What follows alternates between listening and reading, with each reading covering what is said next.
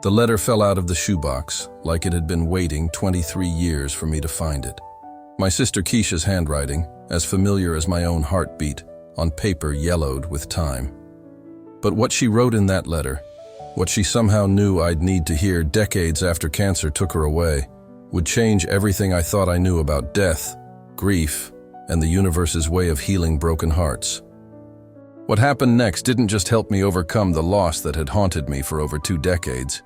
It opened my eyes to something I'd never imagined possible: the law of attraction working from beyond the veil.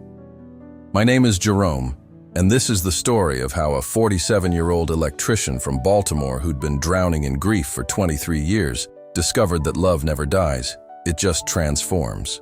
And sometimes, when we're ready to receive it, our loved ones find ways to guide us toward healing that feels nothing short of miraculous. This isn't just about overcoming loss. This is about learning that your thoughts create your reality, even your reality around grief, healing, and the signs from the universe that love sends us when we need them most.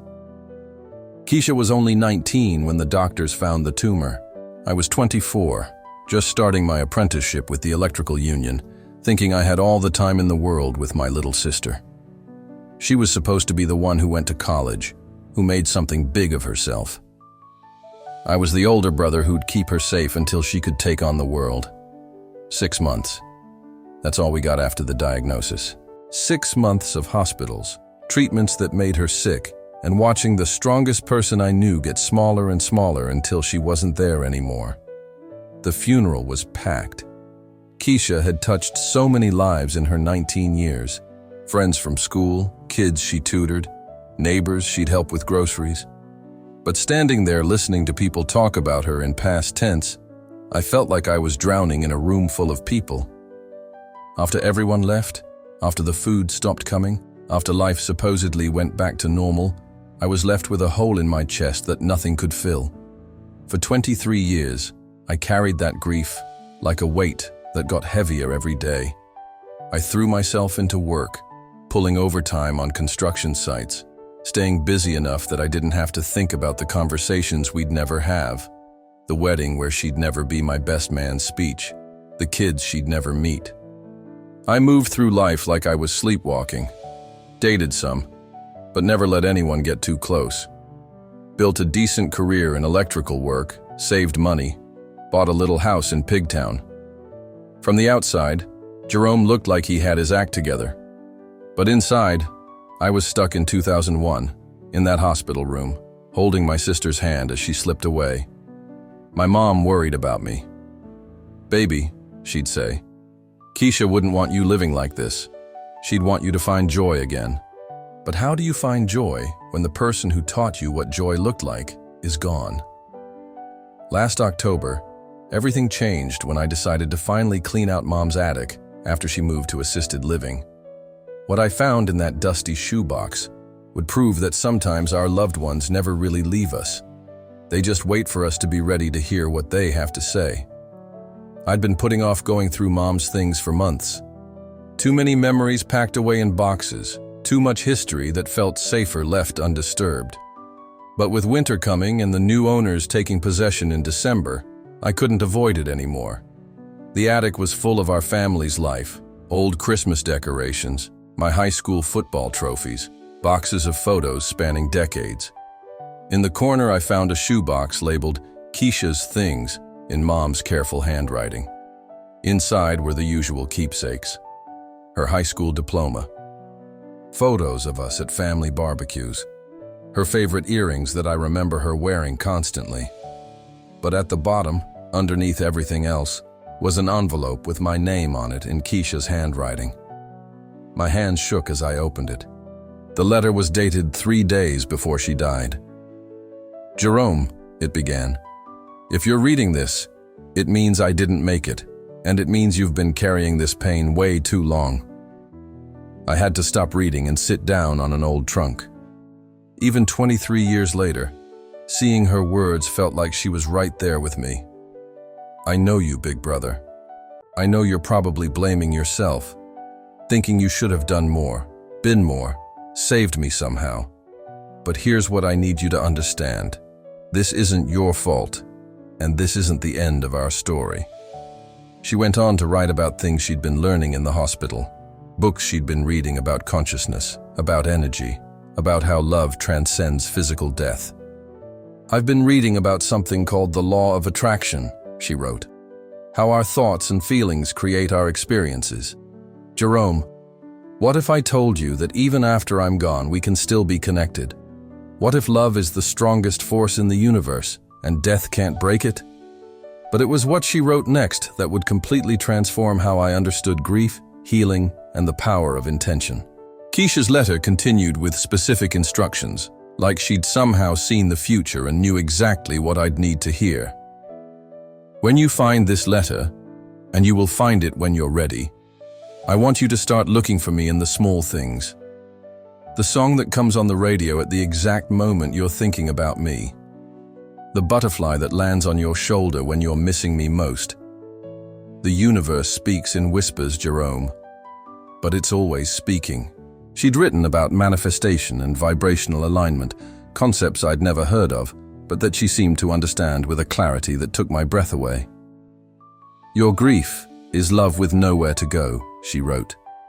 "But what if you could transform that love into something beautiful? What if you could use the power of intention to help other people the way you always helped me?" At the end of the letter, she'd included a challenge. "For the next 30 days, practice gratitude for the time we had, instead of focusing on the time we lost. Visualize me happy, free, whole, and watch for the signs, because I promise you, they're coming." I'll be honest, part of me thought it was beautiful but impossible. My logical mind, the one that understood electrical circuits and building codes, couldn't wrap itself around the idea that my dead sister could send me signs from wherever she was now. But another part of me, the part that had been suffocating under 23 years of grief, was desperate enough to try anything. That night, I did something I hadn't done in decades. I talked to Keisha out loud. "Okay, little sister," I said to my empty living room. "If you're really out there, if this law of attraction stuff is real, show me something. Give me a sign that you're okay." The next morning, I was driving to a job site when "Isn't She Lovely" by Stevie Wonder came on the radio. That was Keisha's favorite song. She used to sing it constantly, driving everyone crazy with her off-key rendition. I hadn't heard it in years, and there it was, playing just as I passed the street where we used to live. I pulled over and cried. Not the heavy, desperate tears I'd been crying for 2 decades, but something lighter, something that felt almost like relief. Over the next week, the synchronicities kept coming. A cardinal appeared on my windowsill every morning. Keisha had always said cardinals were messages from angels. A coworker mentioned a book about spiritual awakening that sounded exactly like something Keisha would have recommended. But the most powerful sign came when I was rewiring an old church in East Baltimore. The pastor, seeing me work alone, struck up a conversation. "You know," he said, "I've been thinking about starting a grief support group. So many people in our community are carrying loss, but they don't have anywhere to process it. You ever think about something like that?" That conversation would become the catalyst for something I could never have imagined. A way to transform my grief into a gift for others. Following Keisha's instructions, I spent 30 days practicing gratitude for our time together, instead of mourning our time apart. Every morning, I'd wake up and say, "Thank you for 19 years with the most amazing sister anyone could ask for." I started visualizing Keisha as she'd described, happy, free, whole. Not the sick girl in the hospital bed, but the vibrant young woman who'd lit up every room she entered. And slowly, something shifted. The crushing weight in my chest began to lighten. I started sleeping better. Food tasted good again. I caught myself laughing at a coworker's joke and realized I hadn't really laughed in years. But the biggest change was that I couldn't stop thinking about what that pastor had said about the grief support group. 3 months after finding Keisha's letter, I walked into that church and told Pastor Williams I wanted to help start the grief group he'd mentioned. "I don't have any training," I admitted. "I don't have a degree in counseling or psychology, but I've been living with loss for 23 years. and I think I'm finally learning how to transform it into something useful." He smiled. Sometimes the best healers are the ones who've done their own healing work. We started with 4 people meeting in the church basement on Wednesday nights. Just folks from the neighborhood who'd lost parents, spouses, children, siblings. People who understood that grief isn't something you get over, it's something you learn to carry differently. But what made our group different was that I shared what Keisha had taught me about the law of attraction and healing, not as a replacement for traditional grief processing, but as an additional tool for transformation. I introduced the group to concepts from Louise Hay about how our thoughts affect our emotional and physical health. When we stay stuck in grief, I'd explain, we're not honoring our loved ones. We're limiting ourselves to the energy of loss instead of raising our vibration to the frequency of love. We practiced visualization techniques where instead of replaying our loved ones' final moments, we'd imagine them healthy, happy, and free.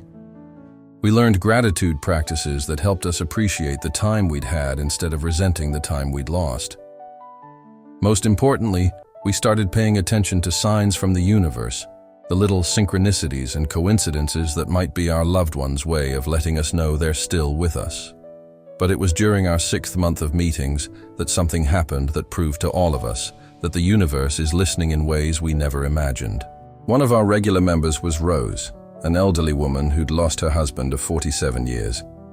She'd been coming to group for months but rarely spoke, just listened with tears in her eyes as others shared their stories. One Wednesday night, she finally opened up. "My Henry used to leave me little love notes," she said. "In my purse, on the bathroom mirror, in the kitchen drawer. I haven't found one since he died 8 months ago, and I miss them more than anything." I encouraged her to try what Keisha had taught me. "Rose, what if you asked Henry to send you a sign? What if you visualized finding one of his notes and felt the gratitude for his love as if it had already happened?" She looked skeptical, but agreed to try. The next week, Rose came to group with tears in her eyes and a piece of paper in her hand. "I found this yesterday," she said, tucked inside a library book I'd checked out. A book I'd never read before, randomly pulled off the shelf. It was a note in Henry's handwriting. "My beautiful Rose, some love is so strong it echoes through eternity. I'm always with you." The group sat in stunned silence. There was no logical explanation for how a note written by Rose's deceased husband had ended up in a random library book she'd selected. Word spread about our group and the manifestations that were happening. People started driving from other neighborhoods, other cities, to participate in what we were doing. We had to move to a larger space, then eventually to multiple locations. I started studying everything I could about grief, healing, and conscious creation. I read Dr. Joe Dispenza's work on how trauma gets stored in the body and how we can literally rewire our brains for healing. I learned about Neville Goddard's techniques for creating your dream life, even after devastating loss. But most importantly, I learned that Keisha had been right. Death doesn't end love, it transforms it. And when we align with vibrational frequency of gratitude instead of grief, we open ourselves to attracting abundance of connection, healing, and purpose. 5 years later, our grief support network has helped over 300 people transform their relationship with loss. We've had people reconnect with estranged family members, start new careers inspired by their loved ones' dreams, even find new love after thinking their hearts were too broken to heal. I've become a certified grief counselor, combining traditional therapy techniques with law of attraction principles. My little house in Pigtown has become a sanctuary where people learn that grief can be a gateway to spiritual awakening rather than a life sentence of suffering. The most beautiful part of this story isn't what I've built. It's what Keisha continues to build through me. Every year on the anniversary of Keisha's death, I visit her grave and read her letter out loud. Not because I'm sad anymore, but because I'm grateful. Grateful for the sister who loved me enough to leave me a roadmap for healing. Grateful for the universal laws that allowed her love to reach me across time and space. Last year, something incredible happened during that graveside visit. A young woman approached me as I was finishing the letter. She was about 19, the same age Keisha had been when she died. "Excuse me," she said. "I couldn't help but overhear. I lost my brother in a car accident 6 months ago, and I've been thinking about ending my life. But listening to you just now, maybe there's another way to handle this pain." I spent the next hour telling her about Keisha's letter, about our support group, about how grief can become a gift when we learn to transform it. She joined our group the next week and is now one of our most active volunteers. What I've learned from this journey is that your thoughts create your reality, even your reality around loss and healing.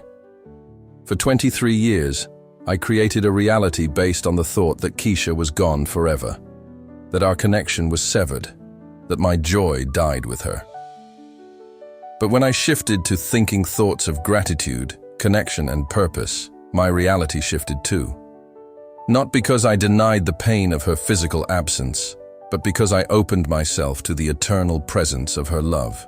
That shoebox in Mom's attic wasn't just storing Keisha's belongings, it was holding the key to my healing, waiting for the exact moment when I was ready to receive it.